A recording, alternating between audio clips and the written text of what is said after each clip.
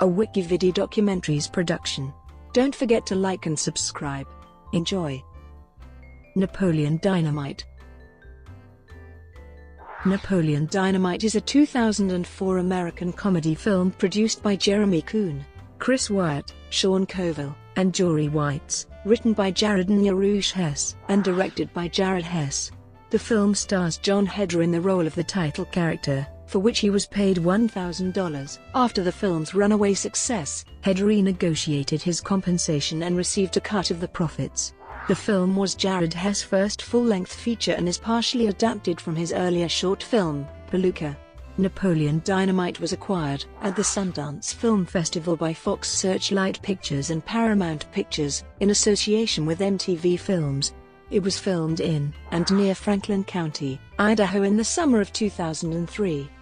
It debuted at the Sundance Film Festival in January 2004. The film's total worldwide gross revenue was $46,118,097. The film has since developed a cult following. Plot: Napoleon Dynamite is a socially awkward 16-year-old boy from Preston, Idaho, who lives with his older brother, Kipling Ronald Kip Dynamite. Kip, 32, is unemployed and boasts of spending hours on internet chat rooms with his girlfriends and aspiring to be a cage fighter. Napoleon daydreams his way through school, doodling ligers and fantasy creatures, and reluctantly deals with the various bullies who torment him, particularly the obnoxious sports jock, Don.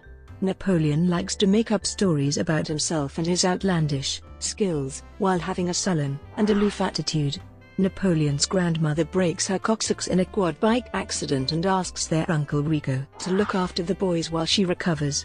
Rico, a middle-aged and flirtatious state-loving former athlete who lives in a camper van, treats Napoleon like a child.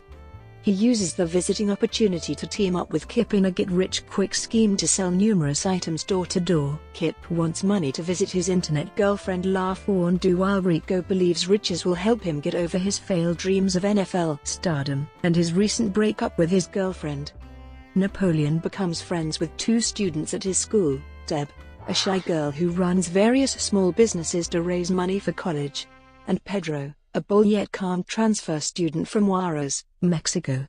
A friendship soon develops between the three outcasts. During this time, preparations begin for the high school dance. Pedro first asks Summer Wheatley to be his dance partner, a popular and snobby girl, but is rebuffed. He then asks Deb, who accepts happily. Pedro encourages an upset Napoleon to find a date for himself, and he picks an attractive classmate called Trisha from the school yearbook. As a gift, he draws a bad picture of her and delivers it to Trisha's mother, who is incidentally a customer of Rico. Rico tells embarrassing stories about Napoleon to evoke sympathy from her. She buys the goods and also forces Trisha to reluctantly accept Napoleon's request. At the dance, Trisha is cold and abandons Napoleon immediately. Pedro and Napoleon share dances with Deb. It is clear that Deb is infatuated with Napoleon. Inspired by an election poster at the dance, Pedro decides to run for class president, putting him against Summer. The two factions put up flyers and give out accessories to the students to attract voters. In an attempt to increase their respect by demonstrating skills, Napoleon and Pedro enter a Future Farmers of America competition, grading milk and cow udders. They do well and win medals, but this does little for their popularity. Incidentally, Napoleon visits an op shop and buys a dance instructional VHS called Deke One's Dance Grooves, becoming a skillful dancer. Kip, meanwhile, is head over heels in love, since La Fondue has come to visit him from Detroit. She gives Kip an urban makeover, outfitting him in hip-hop regalia. Seeing that he dances, La Fondue also gives Napoleon a mixtape. Rico's ongoing scheme causes friction with Napoleon as he continues to spread embarrassing rumors about him to his prospective customers. Rico later tries to sell Deb a breast enhancement product, claiming it was Napoleon's suggestion, which causes her to break off their friendship. His scheme ends when he visits the wife of the town's martial arts instructor, Rex, to try and sell her the breast enhancements. Rex walks in and beats him up after witnessing Rico's demonstration. On the day of the class president elections, Summer gives a speech before the student body, and then presents a dance skit with a school club. Pedro and Napoleon then discover that a skit was also required from them, and a despondent Pedro gives an unimpressive speech. In an attempt to save Pedro's campaign, Napoleon gives the sound engineer La Fondue's tape, and spontaneously performs an elaborate dance routine to "Can't Heat" by Jamiroquai.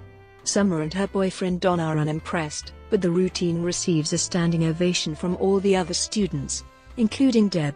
The film concludes with Pedro becoming the class president, La Fondue leaving with Kip on a bus for Michigan, Rico reuniting with his estranged girlfriend, Grandma returning from the hospital, and Napoleon and Deb making up and playing tetherball. In a post-credits scene, Kip and La Fondue are married in an outdoor ceremony in Preston. Napoleon, absent for the vows, arrives riding a horse, claiming that it is a wild honeymoon stallion, that he has tamed himself. Kip flicks La Fondue's garter as a keepsake towards Napoleon, Pedro and Rico before he and La Fondue ride off across the fields. Origins. Jon Heder and Jared Hess were both students at the film program at Brigham Young University in 2002 and decided to collaborate together on a class project. The duo produced a 9-minute short film shot on black and white 16mm film entitled Peluca, about a nerdy high school student named Seth, for a class assignment. Peluca was shown at the 2003 Sundance Film Festival and was well received. Jeremy Coon, who was the brother of a good friend of Hess in film school, convinced Hess to drop out of school and adapt it into a feature-length film, and helped him find investors for the project. Hess sent the short film along with the script to a variety of different casting directors, many of whom thought the film idea was too weird or they just didn't like the character. They were like, "The script's funny, but I think you need to recast this guy with somebody else," Hess explained. Production. Hess describes the film as being so autobiographical. "I grew up in a family of 6 boys in Preston, Idaho, and the character of Napoleon was a hybrid of all the most nerdy and awkward parts of me and my brothers growing up. Jerusha really was like Deb growing up. Her mom made her a dress when she was going to a middle school dance and she said, I hadn't really developed yet, so my mom overcompensated and made some very large, fluffy shoulders. Some guy dancing with her patted the sleeves, and actually said, I like your sleeves, they're real big," Hess said in an interview with Rolling Stone. Hess shot the film on location in Preston, located in southeastern Idaho, located near the Utah border, in July of 2003, operating on a tight budget of $400,000. Hess cast many of his friends from school, including Heder and Aaron Ruel, and relied on the generosity of Preston locals who provided housing and food to crew members. "It was very, very hot," Hess recalls, "but it was so much fun being in this rural farm town making a movie. We shot it in 23 days, so we were moving very, very fast. I just didn't have a lot of films to be able to do a lot of takes. It was a bunch of friends getting together to make a movie. It was like, are people going to get this? Is it working?" The film is set during the 2004-2005 school year, as shown on Napoleon's student ID card in the title sequence. However, the film contains a number of anachronisms indicating that it would be more appropriately set in the 1980s or 1990s. For example, Deb wears a side ponytail and Napoleon wears moon boots, both popular fashion trends of the 1980s. One scene is set at a school dance which only plays 1980s music such as Alphaville's Forever Young, while a later scene features students performing a sign language rendition of The Rose, sung by Betty Midler. Much of the technology in the film is also archaic. Napoleon uses a VCR and Walkman cassette player. Kip connects to the internet via a paper-minute dial-up connection, and Uncle Rico drives a 1975 Dodge Tradesman. That said, the song Napoleon Dynamite dances to at the end of the film Can't Heat by Jamiroquai came out in 1999. Opening sequence. The film was originally made without opening titles. Audiences at test screenings were confused about when the film was set. 8 months after the film was completed, the title sequence was filmed in the cinematographer's basement. Aaron Ruel, who played Kip, suggested the idea of the title sequence. The sequence shows a pair of hands placing and removing several objects on a table. Objects like plates of food had the credits written in condiments, while other objects like a Lemonheads box or a tube of chapstick had the credits printed on them. Hess explains. Origin of the name, Napoleon Dynamite. Upon the film's release, it was noted that the name, Napoleon Dynamite, had originally been used by musician Elvis Costello, most visibly on his 1986 album Blood and Chocolate, although he had used the pseudonym on a single B-side as early as 1982. Filmmaker Jared Hess states that he was not aware of Costello's use of the name until 2 days before the end of shooting, when he was informed by a teenage extra.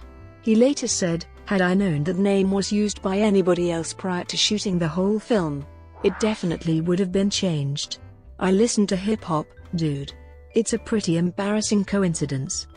Hess claims that Napoleon Dynamite was the name of a man he met around 2000 on the streets of Cicero, Illinois, while doing missionary work for the Church of Jesus Christ of Latter-day Saints. Costello believes that Hess got the name from him, whether directly or indirectly. Costello said, "The guy just denies completely that I made the name up. But I invented it. Maybe somebody told him the name, and he truly feels that he came to it by chance. But it's two words that you're never going to hear together."